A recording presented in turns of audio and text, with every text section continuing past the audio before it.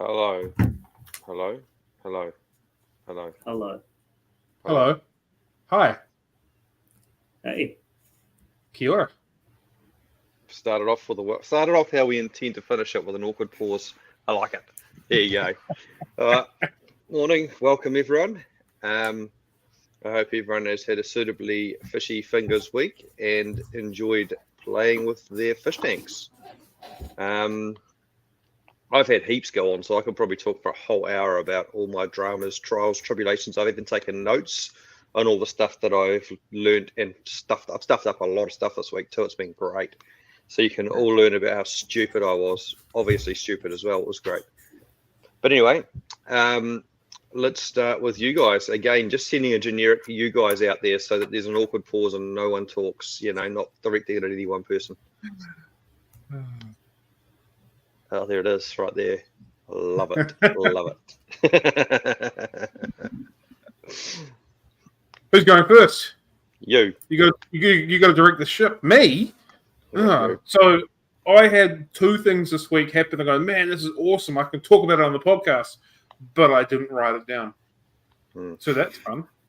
Well, you could talk about those two ladies that you had on your thing, because that was pretty much absolutely mind blowing. It was so awesome. That was one of them. Thanks for reminding me. There you go, because I love that. It was so good. So for the people that don't know, every Friday morning, the Fish Room does a live stream on both YouTube and Facebook. It's called the Fanatics Friday Coffee Day. And this week, just gone, we had a couple of ladies from Fish Keep and Chill come on with us. One is a fish vet and one is an incredibly experienced aquarist. Firstly, I wish that I was in the chat, and I wish that I could tell them what it pretty much means in New Zealand if you would say something like Fish Keep and Chill. Yeah, I told them. You told them, yeah, okay, cool. Yeah, when Nora sent me the email address, I googled and said that is a fantastic email address, and we had about a 5-minute conversation about it.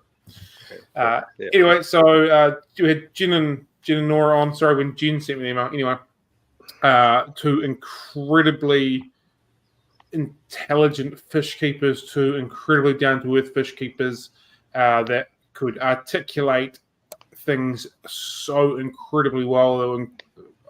I'm still sitting on a cloud about it. The amount of information that they were willing to share, the way that they shared their information, the way that they worked with each other, it was just easily top 3 Fanatics Friday coffee date for me, possibly bordering top 2.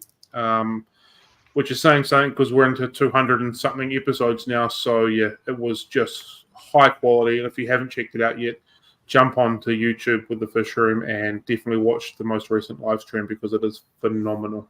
It was episode 202, if that helps people.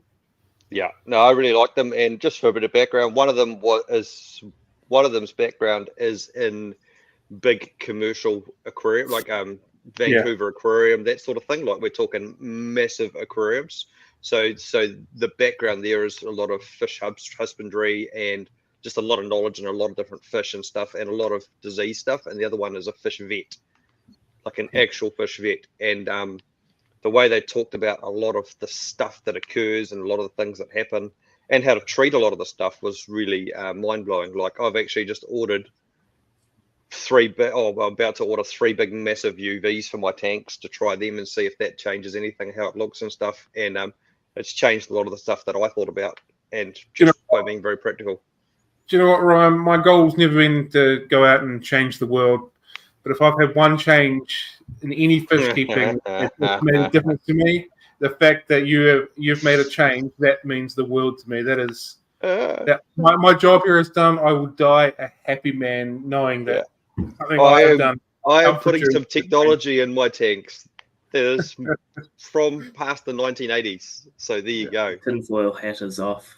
Yeah. To be fair, that's got to be one of the biggest praises they can get for you to get your tinfoil hat off, to actually look at something differently and go, well, that makes a lot of sense. That is logical. I've never not looked at anything logically, but I don't believe a lot of the hype on crap. So there you go. But yeah, it was interesting to hear from them from a factual point of view. So I like that. It was cool. And I actually have a follow-up. I had to create some what do we call it? What's the mail segment called? I forgot it. Listener Listener mail or mail? whatever. I had to create some listener mail to actually fill in that section. So I'll talk about them again then. Okay, so there you go. We've actually got a blog coming up from them as well. So John's taken some of the information, written a blog. We've sent it out to them to edit it to make sure it's all factually correct. So that'll be coming up on the fishery website, and there is plans for us to allow them to write a factual blog document type thing on the website as well that we're going to backlink to them as well. So there is definitely some more good stuff in the wings coming from those people. So get amongst them. I think they're going to hopefully start a podcast soon. Just get all about Fish Keep and Chill. It was fantastic. Yeah, I agree. And I've done it. Yeah, I'll go into that a bit more later. So has Matt listened to it yet, though? That's the next question. Or have you snobbed it? I haven't snobbed it. I've just been very busy. You're my next target to get the tinfoil hat off then. Normally I actually watch it on a smoko break, but I have been very busy. I actually haven't been able to watch the last 2 or 3 episodes of Short Stuffed. It is about 2 hours. So I just put my headphones on when I'm chilling in the fish room and just chuck my phone somewhere and just let it play and listen to it. I definitely will rewatch it again. Really interesting stuff on Fish TV, or what do they call it? They call it Myco. Myco, yeah. Yeah, they call it Myco. But really interesting stuff on that, which everyone probably has an issue with, or will have an issue with, because it's everywhere. It's probably in all of our tanks. It's just what it is, So interesting stuff. Yeah, cool. Anyway, you also posted on your page that you were going to try some dumb tetras again and breed them, like a flame tetra or something. How's that going? Yeah, well, I only posted it yesterday. So yeah, I've just started. So where are the babies? Yeah, babies yet? Being that I haven't put the parents into the spawning tank, I'm still sterilizing it. No, there's no babies yet. Have you thought that that's why they're not breeding? Do you know what? I think we've just unsolved the mystery. The reason why I'm not getting any fry is because I'm not putting a set pair of parents together. That's it. We've done it. From now on, I have fry. Here all day, mate. If you need anything else, just let me know. Do you want a commission for that, or how are we going to make that work? Yeah, usual commission applies. Good, very good. And every time I say that, it's because I put a deal together and I'm taking nothing. But anyway. I think there's a few people that could disagree with that statement. I wish. Cleaned up the spawning tank yesterday. I was sterilizing it at the moment. So I've got a few options that I want to pick from. How are you sterilizing it? Just PPing in it? No, so I'm using a saltwater solution. Oh, okay. So, right. yeah, fairly heavy salt. Super salt overnight. Super salt with an air stone or something? Yeah, there's air pumping into it. So why are you using super salt as opposed to PPing in it? Like PP is potassium permanganate, or pomanganate, if anyone doesn't know. But it just sounds like PP, so I like saying it. Because I saw the salt before I saw the PP. Oh, yeah. All right. Yeah. Cool. So, yeah, trying new things and seeing if different solutions work and stuff like that. So, but there are bacterias, I believe, myco, for example, that will survive saltwater and freshwater. Yeah, but I'm not too worried about that. I just want to make sure the eggs don't get fungus, and I don't think that would be causing my fungusy issues on my flamme tetras. So you're not sterilizing it; you're just heavily cleaning. Technically not sterilizing it, just cleaning it in a salt solution, which I suppose still kind of is sterilizing in a sense. People use salt to sterilize stuff. Salt also doesn't turn your hands purple, Helen says. Well, but that's half the fun of it. The amount of times a little bit off topic, the amount of times I've gone home with methylene blue all over my fingers from bagging up fish. And every time you use meth blue, you're like, I'm going to be really careful with it and not get it anywhere. And then it goes everywhere. It's like using silicone, eh? You know, you use it somewhere, and then you look over there, and it's over there, and it's over there, and it's over there, and it's on your shirt, and it's all up your arms, and you're like, what the? How did we get? And all of a sudden, you've got new silicone clothes. Yeah. Okay, cool, sweet. So yeah. Okay, Matt, what have you had going on? Nothing. Oh no, you made a purchase. You made a purchase. Tell us about your purchase. No, we'll keep that one quiet for now. Okay. All right. Yeah.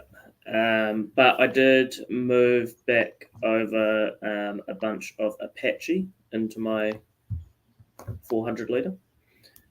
So there is about 40 or 45 males that I have in there, and they're just starting to colour up now, so they'll be ready hopefully in the next few weeks. So yeah, heaps of Dragon Bloods, heaps of OBs, heaps of Apaches, all going on. Nice. I don't have any more Trophiest babies to report this week, so that's disappointing. But I do have some Julies, Dick Feldies. Oh yeah. Yeah, they're like rabbits, eh? Once they get started, they don't stop. Yeah. Oh, I went to clean the tank, had a look down in between a piece of coral, and there's heaps. So great. Yeah. Just a totally random question. Like you said, you got 45 males, and you've got a whole bunch of Julies. How many fish do you think are produced in New Zealand each year? Totally random question. 45 males, Apaches. Yeah. So like if you've just got 45 males, plus you've just found a whole bunch of Julies in your setup, how many fish in New Zealand do you think are produced every year? Like we must be in the massive numbers here. A metric butt ton. It's a little bit of an obscure question, but you kind of know where I was going with that. Yeah. I think as you get up around Auckland, like the numbers drop quite a bit, especially where Ryan is. Especially in the Trophiest department. I just have to buy them like this tank behind me, and then I've got lots, you know. Yeah. I mean, like that's a prime example. Like those fish have obviously been produced, very likely to have been produced in New Zealand. What do you got? 60 odd fish in there. Well, he bought the original 20 something off me, and then I bought 40 something back off him. Yeah. So like that's just in one tank, New Zealand bred 60 plus fish. You know, you've got 45 Apache males that you've produced. I've produced a couple hundred glow light tetras. You know, these are just 3 spawners or 3 tanks that we're talking about. There must be so many fish that are produced in New Zealand. It's crazy. Cool, but crazy. When like all the peacocks and haps that I had were in full swing, like summertime, I was pulling up to 80 per female per tank per week. Wow. Shit, that's quite a few. And they're just going nuts. Like you end up with 4 or 5 females holding all at the same time. I only collect 40 to 50 from any one species, and that's it. You end up with far too many. Otherwise, you can easily breed 4, 5, 600 of a species if you wanted to, and then there's not enough homes for them all. So what do you do with them? So that's 40 or 50 per year per species, or every 6 months, or every three or 4 months is what I'd aim for. But obviously, that would rely on me having a system. Usually, I just breed them once, and then I go right. I've got my main thing is not so much breeding and selling; it's about conservation almost quality of that species as well. So like, if I've got the parents in one tank and some fry in another tank, I know that I'm pretty safe and secure for that species, that if anything happens to one of those tanks, they're still going to be carried on in the country. So that's one of my primary aims, more so than selling. But obviously, and if I get down to a situation where I've only got the parents or only got fry, then it's not a good situation. I don't have backups. So are you, if you're looking at the conservation side of it a little bit more, like you're not looking at producing electric gallows, for example, because they're like a dime a dozen, so to speak, or I am producing electric gallows because I got really nice ones that most people don't have. Yeah. So Well, I was speaking to someone yesterday who got he swapped a bristlenose for 10 impangas, and like 6 or 7 years ago, impangas were nowhere to be found. Maybe a little bit longer than that, but like they were really hard to get hold of, and they were kind of this new fish about. Now people are swapping them, 10 or so for a single bristlenose. So like, I'm not quite sure I'm going with that. Does that sort of thing play into your mindset when you're spawning? If for example, I know that Matt's got a tank of freaking Apache and Dragonsbloods down in Palmerston North, and I can get some off him, then I'm not going to bother spawning Apaches or Dragonsbloods, am I? Yeah. You know what I mean? Because there's no point. I can just, I've just been down in Tauranga and I picked up probably 50 fish from a mate that breeds. He's got lines off me and he just breeds those ones, and I don't bother breeding those ones. I keep them so that there's still males and females around for backups, but he likes them and he wants to breed them, so sweet as, it's all good. Grab males. So you're still looking at holding fish that are particularly common if you like them for just in case reasons. Otherwise they die out. If everyone breeds red empresses and then the price of red empresses goes down to nothing and there's no demand, everyone stops breeding red empresses and red empresses die out. That's just what happens. It's happened to so many fish that I've seen. So many, and a lot of them we lose. A lot of them we've lost because they just. Sprichardis and Rusties were ones. Again, they were ridiculous. At least at Nelson, ridiculously common 5, 6, 7 years ago. Now they're a lot harder to get hold of, but they shouldn't be because they're such common fish. But like you said, they become common. People don't want them as often. 1 or 2 go to a tank, 1 or 2 get beaten up, get lost, and then all of a sudden there's people searching for 1 or 2 fish to pair them up again. Yeah, exactly. And that's what happened with Rusties. I managed to get them back, and now they're going to get out there. I've started release. They've started going out now. So, I've probably had 50 go out in the last month or 2. So cool. They're a cool fish. They're a real cool fish. Very cool fish. So yeah. But yeah, it is interesting, the whole thing. There's only so much demand. People are very fickle things. What they're buying, what they're selling, and then stuff just dies, and then in a year or 2, and we're I want this now, and it's like, well, they're gone now. And it does. There's a massive It's obviously a massive overhead in holding all these fish just in case. Oh, for sure. It's what I find really interesting as well is the amount of times that sort of people go, nah, I'm not interested in that sort of thing. And then you might not really focus on breeding them. And then 6 months later, be like, oh, but I want that thing now. I've moved on from that. Well, I know I've got a couple of tanks of fish that I'm just holding the bag on just because. Not putting any focus on, producing them, but definitely holding the bag so they, when the time comes, I can give them a crack at spawning them and then pushing them back out again. So, yeah. The same would happen for Corys, with plecos, with 100%. You know what I mean? Yeah. I've noticed that every single person at the moment seems to be breeding those bloody albino Japanese blue guppies. Yeah. I've seen 10 or 20 people posting just tanks of hundreds of them. And so they're really cool, but they'll eventually there'll be a stage where no one wants them, and then in 3 or 4 years when no one's breeding them, they're going to be like, oh man, I wish we could get these in New Zealand. So it's funny. It's part of a small market, and the demand is only so much. So there's got to be people that actually hold on to stuff, because sometimes it doesn't come in, it gets taken off the list and it's gone. So, for sure. Or importers can't buy them again for one reason or another, and then become scarce and unavailable and that kind of stuff. So 100%. Okay, cool. All right, it must be my turn. I've got a list here. See, I've got a list. You've actually prepared. The first thing I had on my list is that fish tanks with water and rocks in them are really heavy. Really? Wow. Like really heavy. Like I had this tank half full, and I put it on the stand like a centimeter too far back so that I couldn't get the plumbing done up. And I was also, it was about half full.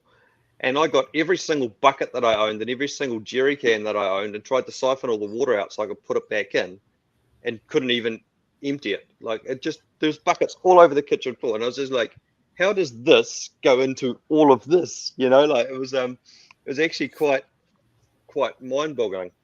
And then that tank was very heavy with all the rocks and water in it when I had to move it.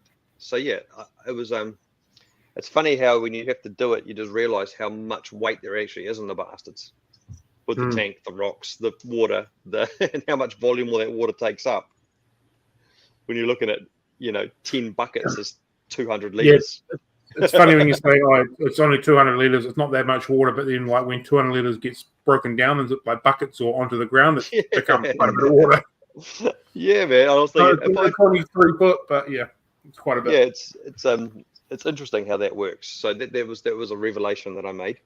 I also realized that sumps hold like buttloads of media compared to canister filters. So like this tank behind me originally was running on 2 canister filters. So when it was the old tank before I moved it, and I put the media from one of the canister filters, which was a reasonably big Eheim, and it like probably filled a 5th or a 6th of the biochamber. And I was like, wow, I would have thought that was plenty of bio for that tank, just that one canister. And you look at it and you're like, I've got to put so much more in there to actually fill that chamber. This is how much better the sump's going to be, right? Well, question is then, did your ammonia or nitrite ever get readings? Because if not, there was absolutely enough biological filtration for it. Well, I had 2 big canisters on here, but I don't measure it. I just do water changes, and keep an eye on the fish. If the fish start looking sad, then do something about it. But yeah, I could do 2 weekly 50% water changes on the fish, and they were sweet. So, but yeah, so that was another revelation I made when you actually look at it and actually measure it out and put it there like that water. That's actually not that much media. Obviously, I didn't put the sponges in, and the sponges do obviously add bio to it as well. They are surface area, and the bacteria will live in the sponges too. So that is important. But yeah, I was like, man, this is why sumps are so much better. I do like sumps now. Now that I've had a couple, but I've still got to get them done right. You were pretty anti-sump a couple of years back, eh? Not anti, just not understanding. I was like, if you've got a tank that's not drilled and set up for a sump, you better chuck a canister on it. Now I'd probably say if you had an empty tank and you had some time, you probably should put a sump on it because it's easier and better in the long run. But me, definitely wouldn't say easier, but definitely a lot more modification and stuff you can do with them. Well, they filter better, basically, is the key thing. They're better for the fish and for your tank long term. Easier, yeah. I guess if you've got a well-designed one, it doesn't leak, and canister filters leak eventually, like mine all have because they've got old and I haven't changed all the seals on them. So, yeah. Is that the canister filter's fault, or is that a you problem? But I'm hearing a lot of I don't do proper maintenance. I just leave things for ages, and then when I disturb something, it goes wrong with me. I did have that 2700 Aqua 1 that had leaked for like 4 years, and I bought the seal off you and chucked it under my house in my storage box and forgot about it. And I finally went to change it the other day and couldn't find the seal for like 2 hours. So yeah, some people might just say that you're enhancing your automatic water change system. That's how the fish room works so well. It's a constant loss system. The other revelation I made is that plants are just as dumb as fish for like identifying and being allowed and not allowed and all that sort of stuff. It's like, oh my God. I saw a planted Tropheus tank, which I wanted to do with this tank. And I was like, is that plant legal or not legal in Auckland? Because it's a Vallisneria species. Can I find it anywhere? Not really. Can I find that plant? Not really. No. It's like, oh, I've got some. It looks like that. Cam said, I've got some. I look at that, but I don't know which exact species of Vallisneria it is. It's either this, or this. I'm like, oh, okay. So it's just as dumb. That's just as dumb as fish. Yeah. I'm really keen to see what happens with this planted Tropheus tank. So I feel like I feel like you're going to do it half-assed, and then next week when we jump on, there's just going to be this great big mess behind you. Yeah, it's likely. The good thing is that after going through it all, I found some Twisted Val on Trade Me that I was going to buy. Then I realized that I kind of recognized the tank and the location the person was living in. And then I realized that I knew him quite well, and I helped him with his tank. And so I messaged him, and he said he'll just give it to me. So sweet as. So nice. Today I'm going to pick up 30 or 40 Twisted Val plants. I'm just going to plant them, and they're probably going to eat it all. I'm looking forward to the salad occurring in your tank. Like Mr. Planted Tank Master is going to be right in his element here, and I don't think you're going to be pushing your limitations on what you can do with plants or anything. Like this is right in your wheelhouse, and you're going to master it in your mind straight away. And then we're going to see a whole bunch of salad floating around next week, and I'm really looking forward to it. And that wave maker's just going to be a big green mess of all the shit it's soaked up, and the overflow is going to be blocked, and it's just going to be a nightmare. But it's going to be the big thing on TV. We'll see how it works. We'll see what it does. But my theory is if I can stick enough of them in there and stick them in the roots, stick them in the ground and well enough, that maybe they can't eat them all before they start growing. Power in numbers. And once they start growing, maybe they'll start spreading. That's the theory. So we'll see. I know if I stick 1 or 2 plants in, then they'll definitely eat them. But if I stick 30 or 40, what are they going to do? You know, eat 30 or 40. Yeah. But you want them to eat it somewhat, don't you? Because you're trying to make a grass type look with it, aren't you? You're not wanting a wall. You're wanting a lower grass, correct? The aquarium that I saw that I liked had essentially a Vallisneria carpet. That's the word. And it was supposed to grow to like the top of the tank, but the trophiest kept it in Moen, basically. So I don't know if that's the look that I want, or if I just want a whole background of Vallisneria yet.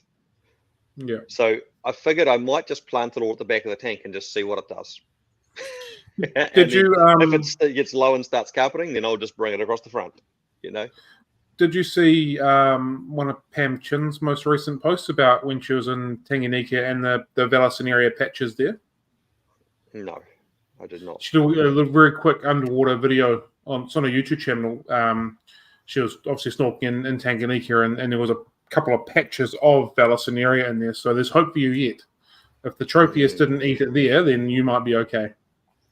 And that could well just be a part of the lake the Tropheus don't live in. 100%. But yeah, that'll be interesting. I don't know. I just thought it might be nice to try and do Africans with plants. And the Anubis or whatever, Anubis or Kabumba or whatever it is, I don't know. Hopefully it's Anubis because Kabumba is illegal, isn't it? So it must be Anubis. In the planted Mambuna tank. Very different tank plants. Oh yeah. So it's Anubis then. In the planted tank, in the planted African tank in the real estate office is still growing strong. They're not eating it. So there you go. Look at you, plant master. Ryan, the master plant. Yeah. Yeah. Well, that's what they say. You'll have a horticultural badge in no time. Yeah, I'm just thinking about maybe getting rid of all my tanks and just rid of my fish and just doing plants. It's so much fun. Oh dear. Anyway, I also went to Tauranga on a fish gathering mission last week. The missus did not think it was a fish gathering mission, but she did realise quite quickly when there were buckets going in the car and I had to see this person and this person and this person that it was a fish gathering mission. But she was very nice about it and she didn't actually get angry with me this time. So it's good. And I gathered up a whole bunch of fish, but I also got the multis, the multi-shellies. So that was cool. That was very exciting. I got to meet a couple of fish keepers down there. I got to meet Sam. So Sam's pretty cool, and he's got a real cool fish room, like a real nice fish room. You know, it's like, you know, clad in timber and stuff, and really well sort of organized and just nice, a real cool place to be in. Not like my one, which is just real dingy and smelly and high humidity and stuff. But for the fish, not for the people. Which one would you prefer?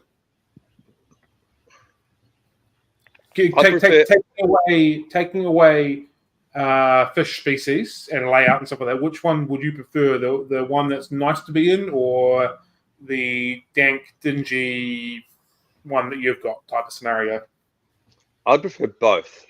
I'd like to have both. So I'd like to have like a fish lounge with just tanks all around that I could chill in, but then also the practical one that's just for more life support and keeping things alive and breeding things and being more functional than aesthetic. Yeah. I mean, obviously, if you had the space, you'd make it nice and aesthetic, wouldn't you? But yeah. And there's our superhero name, Branton Lightcup, back to take over the world. Certainly is. Yeah. Okay, so yeah, it was cool to get those shellies. They look really cool. They're settling in quite well. Hopefully they breed. Cool. Another revelation I made is I've been trying to get K1 into my sump on the other tank, and it needs to go underneath this partition, and it floats, so it's really hard to get it under there. But then I realized that the water from a tank goes under there through the overflow, so I'd stick the K1 down the overflow, and it would go down there underneath the grate. But it did not. It just blocked the overflow. So, and we're talking the overflow is a bit of pipe that's like 900 down that way, and you can see the K1 all jammed at the bottom, and you're like, what do I do with that? So that took several hours of work to figure out as well. And then I thought, surely it's got to work. Maybe I stuck too much in at once and then stuck some more down there and blocked it again. So, definition of insanity. Yeah. So yeah, I think I liked you with your tinfoil hat on, to be fair. Well, I thought, surely this has got to work. But yeah, and because K1 floats, I think it was a reaction of the water going down. The K1 trying to float and getting caught on little lips and stuff. It was a bit of a mess. I ended up with the Makita wet dry vacuum cleaner and a big long hose on it, trying to suck it out of the overflow. So yeah, got that sorted. But it was a good thing of don't put things in holes where they don't belong. There you go, children. Take that one. Did you not learn that in your teenage years? Yeah. Anyway, we leave that where it is right now. Okay, cool. So that's pretty much my lot. What do you guys reckon? I can talk for hours, but we probably need to talk about what do non-hobbyists need to know. What about listener mail? Oh, listener mail. Question.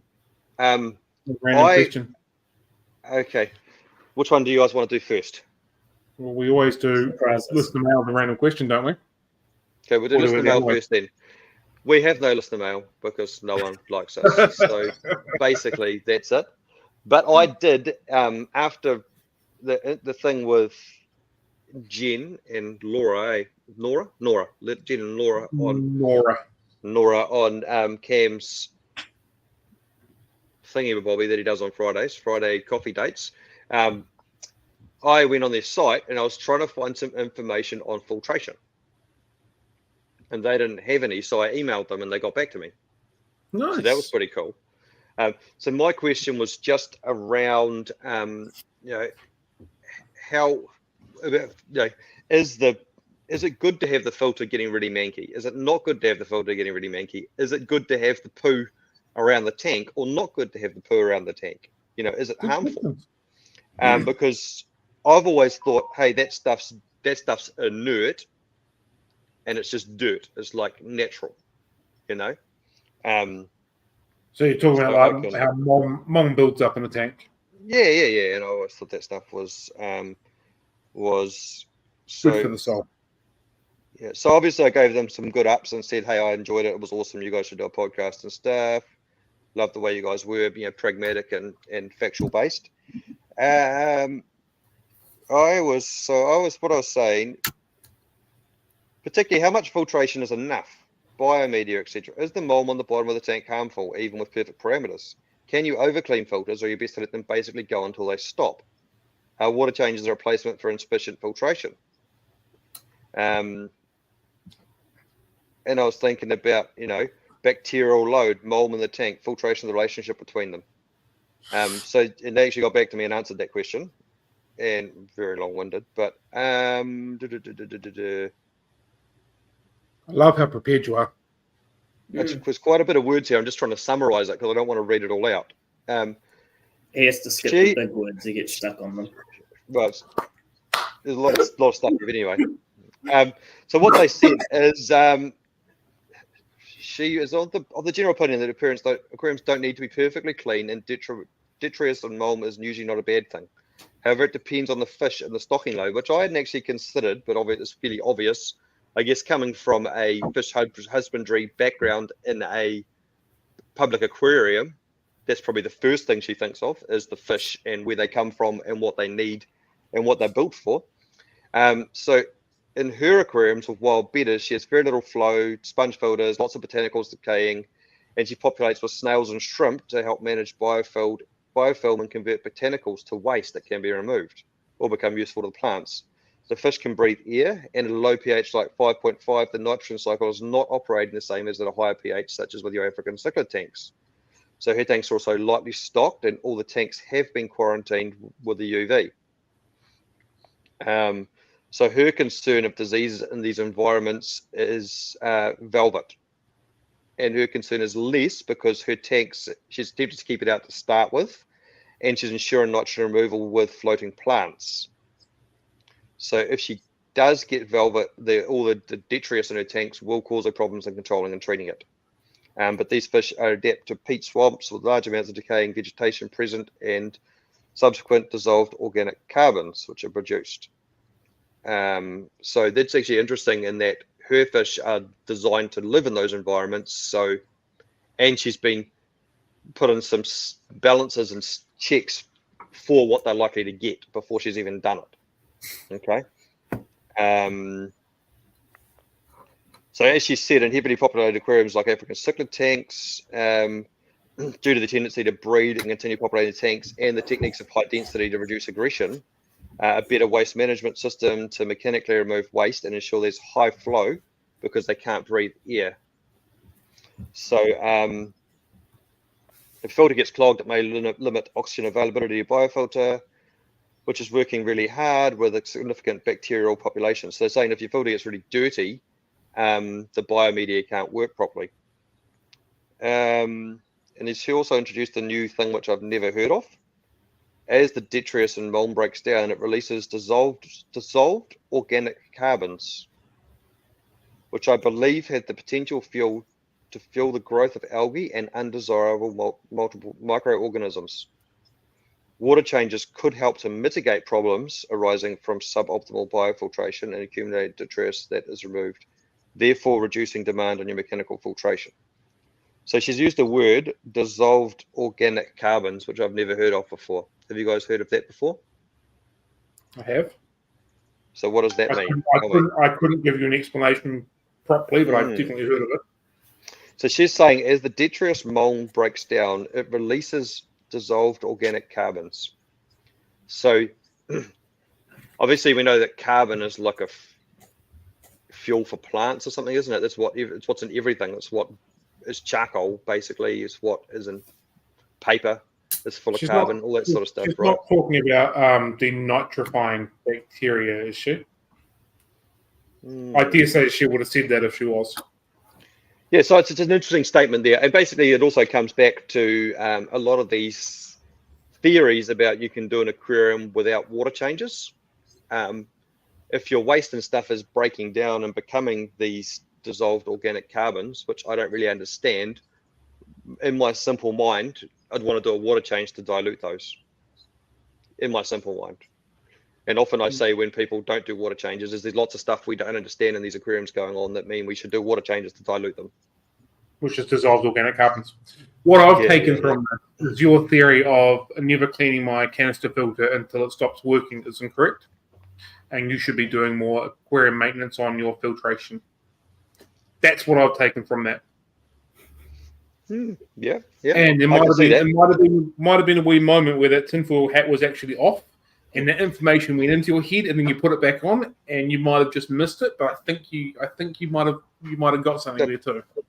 Potentially, there's some element of that. If you did have effective mechanical filtration before your biofiltration was not getting affected by the mold and stuff, then it will be okay. But often my filters are fairly clogged right the way through when I do clean them. So definitely their effectiveness has been reduced because I overfilter. Is it an issue?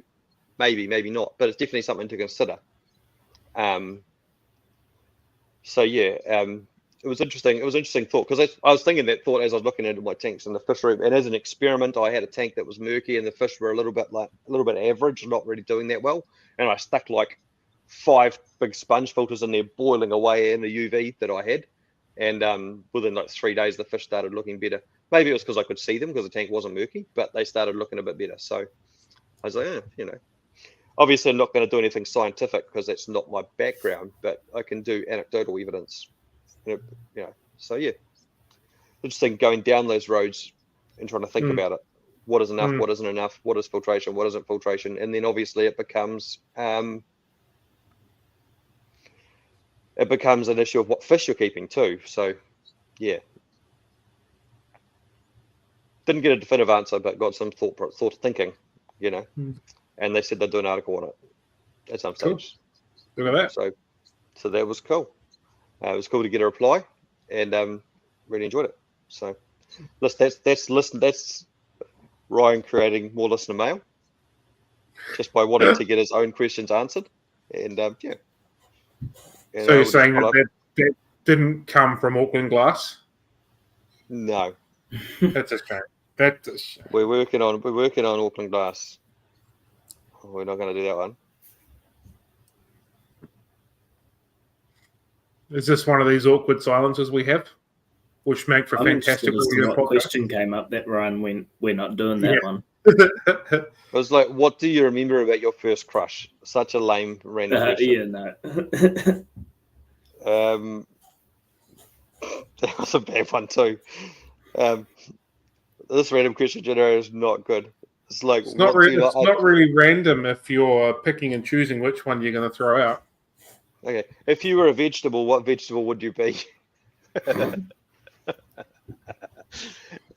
I think this is an upgrade on what fish would you be, because that was fucking terrible. Now, hang on. If you were a vegetable, Cam's from Nelson, so he is a vegetable. Well, I'm from Wellington. It's a result of genetic inbreeding, and that's why I had some crops. I'm from Wellington. Thank you very much. A vegetable. For giving you guys some ammunition, I would be a potato because they're versatile and everybody loves them. And if you don't love a potato, you're in a bit of trouble.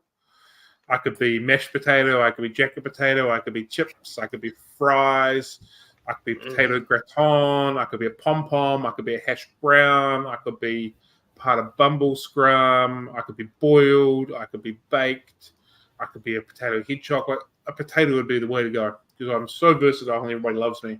With tomato sauce, without tomato sauce, with aioli, without aioli, like you can just do everything with. I had vodka, yeah. Tom makes a good point. I could be vodka. Yep.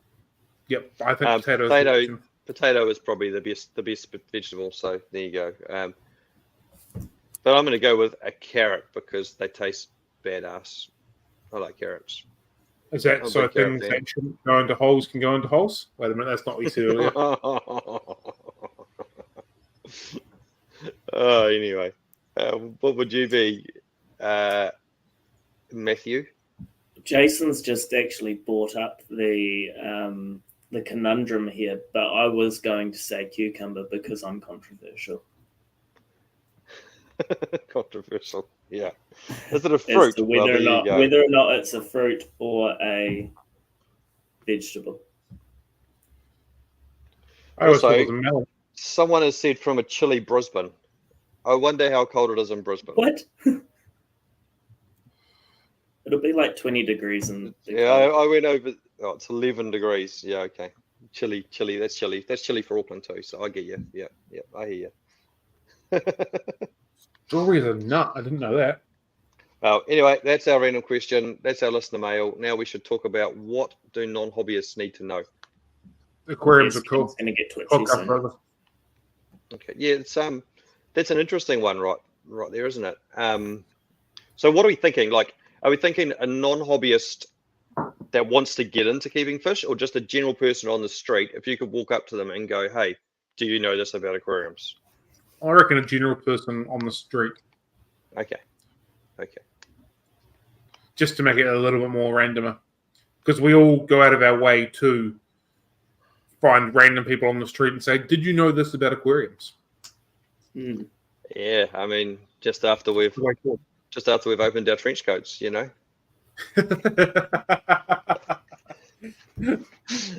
Anyway, I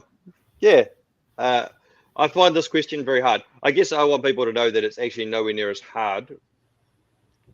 It doesn't have to be as hard or as expensive as it doesn't have to be as hard or as expensive as people make it out to be. It can be as hard and as expensive as people make it out to be if you want it to be. You can go as far as you want to.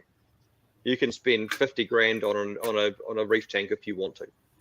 There's no you don't have to not do that if you don't want to. But if you don't want to, you don't have to. You can still do it cheap and well and effectively and easily. Yeah, I think the learning curve for keeping aquariums is pretty steep. But once you hit that peak, then everything kind of just reopens again. And like you said, you can do it quite cheaply or quite effectively without a lot of major setbacks financially and time and effort and that kind of stuff. Once you've got your first initial setup under control and sorted, it's pretty smooth sailing for the best part after that. But obviously, all of us are still learning on a regular basis. Well, like that bloody podcast, the thing you put out on Friday just makes me learn more, you know, and think more, and challenge more, you know, like. But the base of the knowledge is enough to get you through if you need to. Yeah. And I've helped a lot of people set up aquariums successfully, you know. And also when I'm redoing tanks and stuff, the things you know that other people don't know, like, you know, once you know how to do it, you know how it works, you know. Yeah. So, Helen said, "Don't keep goldfish in a bowl." Yes, everyone should know that. You know, everyone should know that. So many times I see Facebook posts and community groups. Has anyone got a bowl or a small tank so my daughter can get some goldfish? She wants to get 3 or 4 as a pet. I'm like, Yeah, but I guess that's because people don't know. This is right. Everyone should know, but people don't. If there's nothing publicized about it. Like, we know that it's not okay to keep pigs in crates. We know it's not okay to leave dogs locked up in a pen all day long, because it's commonly spoken about, and there's been activists against that kind of stuff for a very long time. We know we can't keep hens in battery cages, but nobody says anything about not keeping a goldfish in a 3-litre bucket. Buckets come in 3 litres, you know what I mean, in a glass. It's just not really spoken about. Yeah. And obviously the SPCA has all its guidelines on their website and stuff, but I guess that cats and dogs are cuter and furrier. Yeah. People often don't see fish as an animal. They go, it's just a fish. Yeah. It doesn't think it's got no memory. It's just a fish. Pretty sure you are wrong. Yeah. So that's one thing that I'd like them to know, is that it doesn't have to be as expensive or complicated or hard as you think it's going to be, or other people make it out to be. So that's one thing. What else do I want them to know? That it's not as expensive as you think it's going to cost, like on the power bill. Yeah, I kind of estimate that say a 65-litre tropical aquarium, you wouldn't see an increase of $20 in your power bill over a month. I don't think that's unrealistic in saying that. I haven't done the math. I'm not the electrical engineer, but I don't think you'd notice it. Yeah, and especially when, like, I don't say most people, I don't, but most people live in a fairly modern house with like insulation and stuff and double glazing and things, like all these mod cons that we don't get in Helensville. So these modern homes, like when it's windy outside, you don't get breezes blowing through. You know, your curtains don't blow up into the room and stuff, you know, so So that retains quite a bit of heat in a modern house. My house does not, but modern houses do. So that does, of course, make things a lot cheaper to run. Another counter that I've had, and I've used this argument with my wife more than once. Big aquariums at 26 degrees hold temperature in the house really well. They actually work as a heat sink, which means you don't need your fire in the winter as early. You don't need the heat pump. So in theory, it's probably saving you money, because like 800 litre at 26 degrees warms up a room really well. So it's going to save you money in the long run in the winter times. Oh, okay. Or is that just far-fetched in an attempt to get more tanks in the house? Yeah, it will definitely add some heat. I don't know if it's effective, but you are paying to heat that tank, and that tank is going to radiate some heat back into the room. So yeah, it is, the theory is sound. If you've got insulation, it will stay in the room. Potentially. There you go. There you so go. Yeah. And yeah, people do think, it's going to cost me thousands. It's going to be $200 a month on the power bill and all that sort of stuff. 100%. If you fill your garage up with aquariums over summer, and then you have like 20 or 30 or 50 of them, and you've put all your heaters in there and you don't insulate it, then you're gonna have some heart attacks in winter, because that thing's gonna crank. They're only thousands of watts, But for the average person, it's not going to be an issue. Probably costs them more to run their dishwasher than an aquarium for their dryer, So.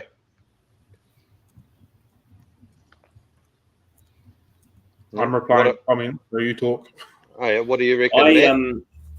I actually took to Facebook Marketplace to try and get some ideas, and the one that I wrote down pretty early on was that a 60-litre tank is not a big tank, and does not mean. Did you say 16? 60.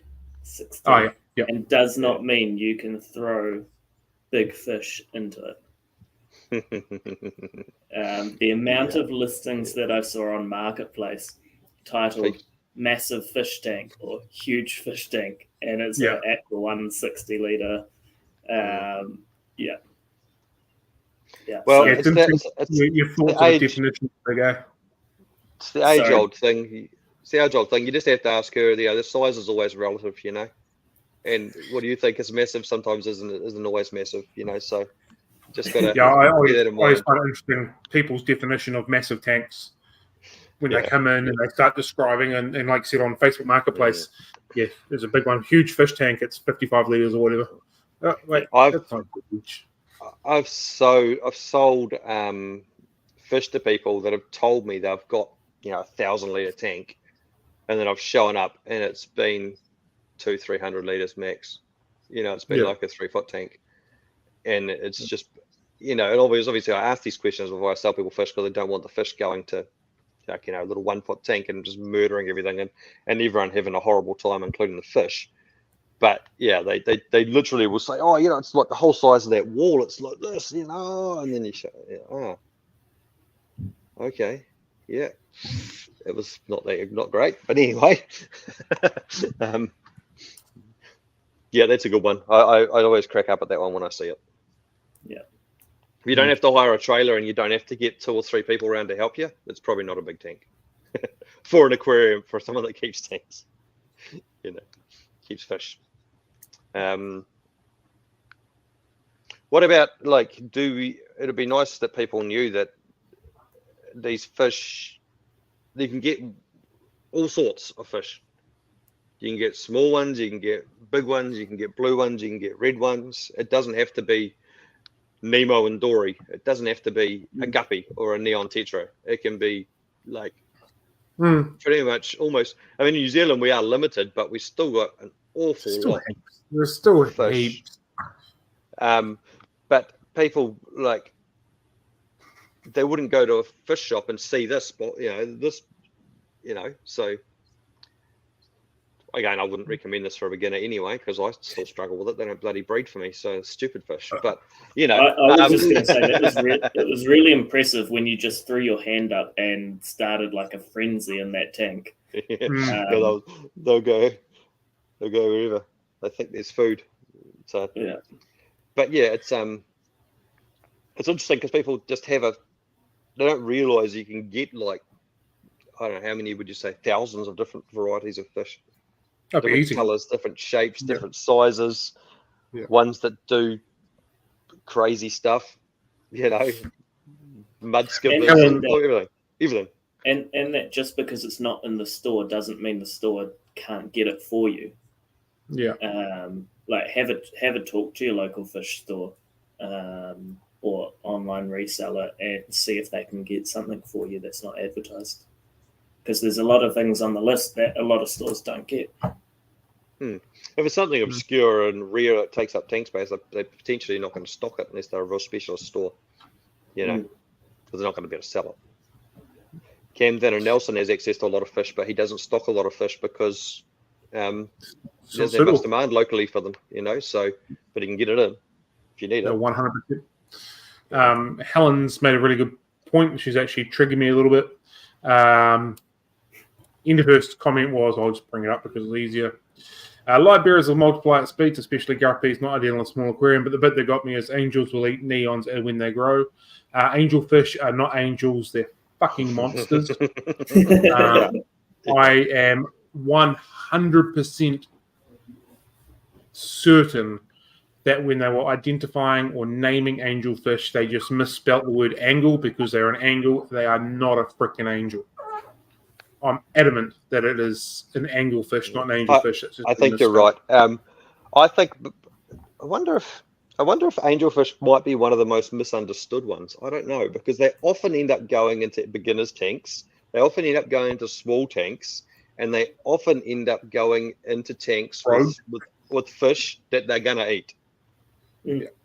I've seen it so many times. One big ass angelfish in a small tank that used to have lots of platies and mollies and neons and guppies as friends, and no longer has any friends, because he ate them all. Yeah, I think they would be up here. And Tom has made a very good point. Oops, wrong button. There it is there.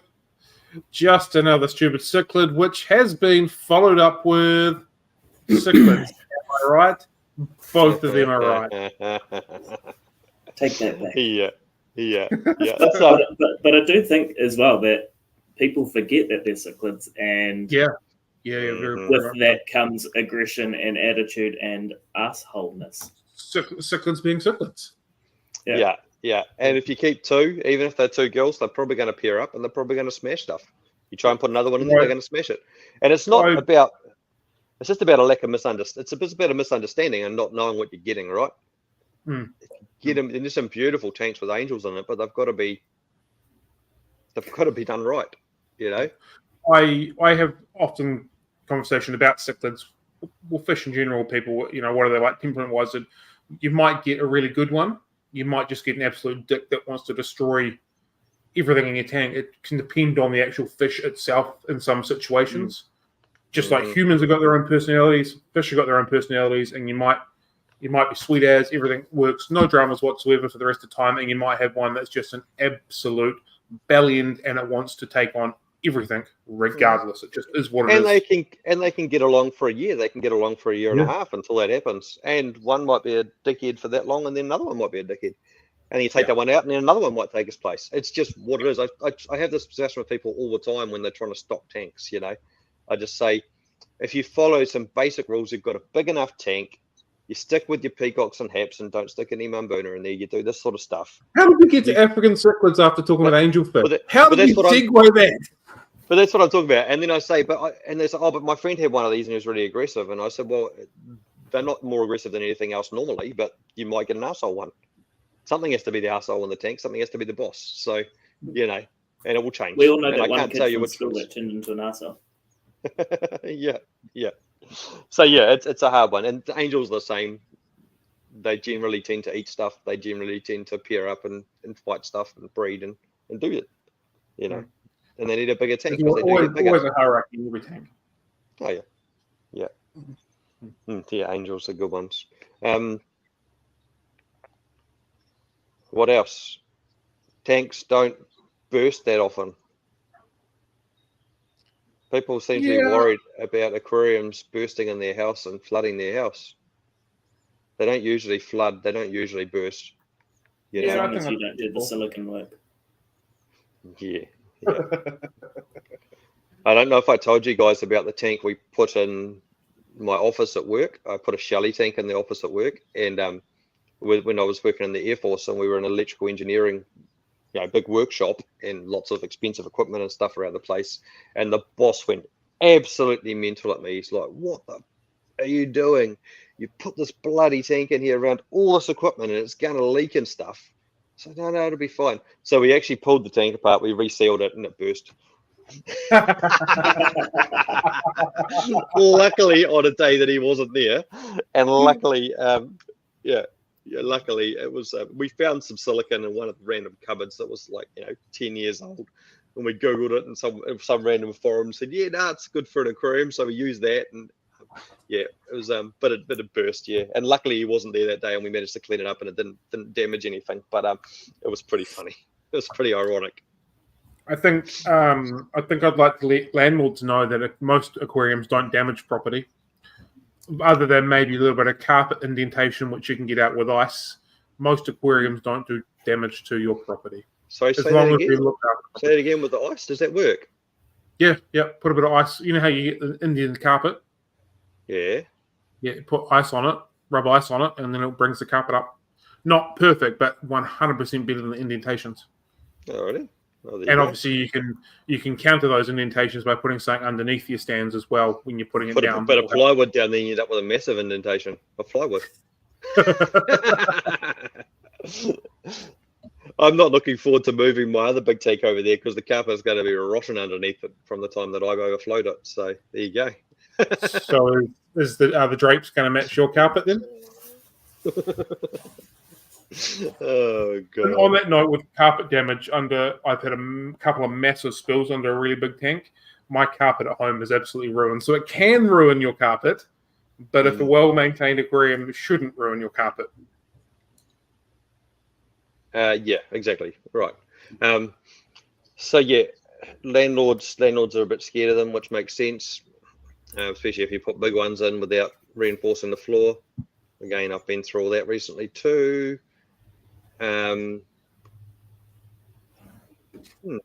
What else? I know what you're doing here, and I'm not enjoying it. You don't have. You can put fish in your tank sooner than you think. You don't need to do a 6. But a non-hobbyist won't even know what that means. So I'd probably say to a non-hobbyist, hey, if you want to get into fish, you need to make sure that you do start off right. You need to make sure that you understand there's a whole chemical process that goes on with keeping these fish alive in here. It's not complicated, it's not hard, but you need to understand it. And you need to sort of start off a little bit on the right foot. Otherwise, you're going to have non-success. You're not going to be successful. Non-success. That was a great word. It's a made-up word, but you're not going to be successful. Okay.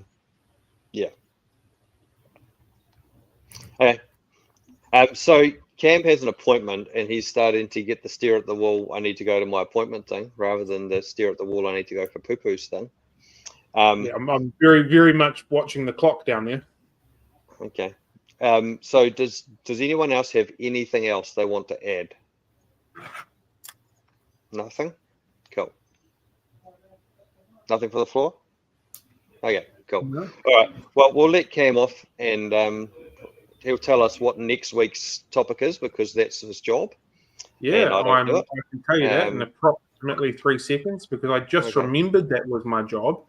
So coming up next week, we're going to talk about everyone's favorite thing, American cichlids. Ryan's going to be so helpful for this one. I had some niggerregulums once. They were cool. Man, they are cool fish. They are cool. Really cool fish. One of the first fish I bred was a firemouth. Nice. Well, you might be helpful. In a 2-foot tank. Cool. Anyway, perfect example right there of what not to do, but it worked. So anyway, we'll talk to you guys later. Thanks for your time, and wish Cam well at the physio. I hope they don't break his back or break his shoulder or make something worse. Shoulder, still on the shoulder. But last time they fixed your shoulder, they fucked your back. So yeah, but that feels good now. So we'll see how we go. Maybe they'll fix your head. Maybe that's fuck me in general. It's the happy ending, isn't it? Different sort of message. Okay, so let's get off the stream now. Bye. Bye.